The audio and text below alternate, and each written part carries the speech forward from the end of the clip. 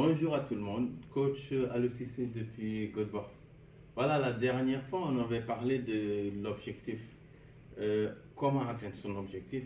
Et pour cela, je vous avais parlé d'une méthodologie, d'une manière de faire qui s'appelle SMART Goal en anglais. C'est-à-dire comment atteindre son objectif de manière intelligente. Et aujourd'hui, on va continuer sur cette même lancée. Et là, aujourd'hui, je vais vous parler des choses à faire pour atteindre son objectif. Et pour cela, je vais prendre un exemple. On va continuer sur notre exemple de la dernière fois, qui est la fille de 22 ans qui voulait perdre du poids. Donc, qu'est-ce que la fille doit faire? D'abord, un,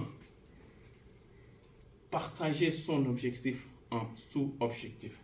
Donc là, vous voyez, on peut les partager de la plus accessible à la plus difficile. Donc ça veut dire de la plus accessible, et là, on monte les paliers jusqu'à la plus difficile. Pourquoi partager ces objectifs en sous-objectifs? C'est pour, en fait, pouvoir prendre les choses de manière successive. Donc, on commence par le plus facile. Donc, une fois qu'on a fait le plus facile, là, ça nous permet d'avoir plus de motivation. Et quand on a plus de motivation, et là, on sera prêt à prendre le palier suivant. D'accord? Bah, après cela, on va parler du identifier ses forces. Pourquoi identifier ses forces? Et il est important, quand on fait une chose, quand on a un objectif, de voir qu'est-ce qu'on est capable de faire.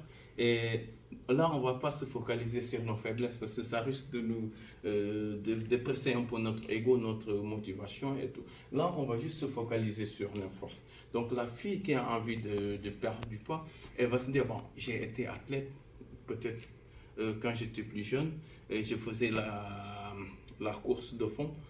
Donc, je vais essayer d'utiliser ça. Donc, je suis quelqu'un qui lâche rien. Je vais essayer d'utiliser ça comme force.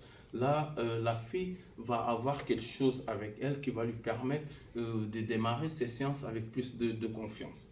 D'accord? Après cela, on va chercher quelles sont les personnes qui peuvent m'aider. Donc, dans le cas d'une perte de poids, ce sera peut-être un diététicien ou bien un nutritionniste, mais aussi un personal trainer ou bien un coach. Donc, toutes ces deux personnes, autant pour moi, ont en fait auront des impacts différents, mais en même temps positifs sur notre manière, sur notre objectif. D'accord? Après cela, une chose très importante qu'il ne faut pas négliger, c'est-à-dire choisir son entourage. Souvent, on néglige cet aspect et moi je pense que c'est un aspect qui est assez important quand on essaie d'atteindre son objectif. Pourquoi? Je veux dire pourquoi. Voilà, pourquoi. Là, le fait de choisir ces personnes qui sont positives, ça nous évite d'avoir un peu de négativité dans notre projet. Et quand on n'a pas de négativité, on n'a que du positif. Donc là, la confiance en soi augmente et en même temps, l'estime de soi augmente. Donc la confiance en soi et l'estime de soi, de soi, pardon, c'est deux choses qui vont nous permettre de pouvoir atteindre notre objectif parce que c'est deux choses qui permettent en nous de voir l'avenir. On ne va pas se focaliser sur ce qui est négatif, mais on va se focaliser sur ce qui est bien. Donc, c'est la raison pour laquelle il est très important de choisir ceux qui sont positifs. Bah, si la personne veut perdre du poids, ensuite elle choisit des personnes qui vont dire bah, tu ne vas jamais y arriver. Bah, c'est normal. Psychologiquement, elle ne va pas tenir le coup. Peut-être au départ, elle a envie, mais l'envie va être cassée par le négatif.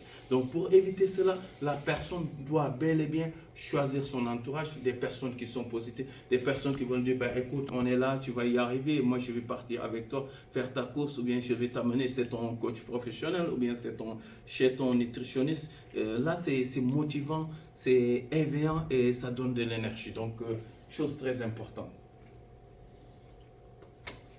Ensuite, travailler dans le long terme. Pourquoi dans le long terme?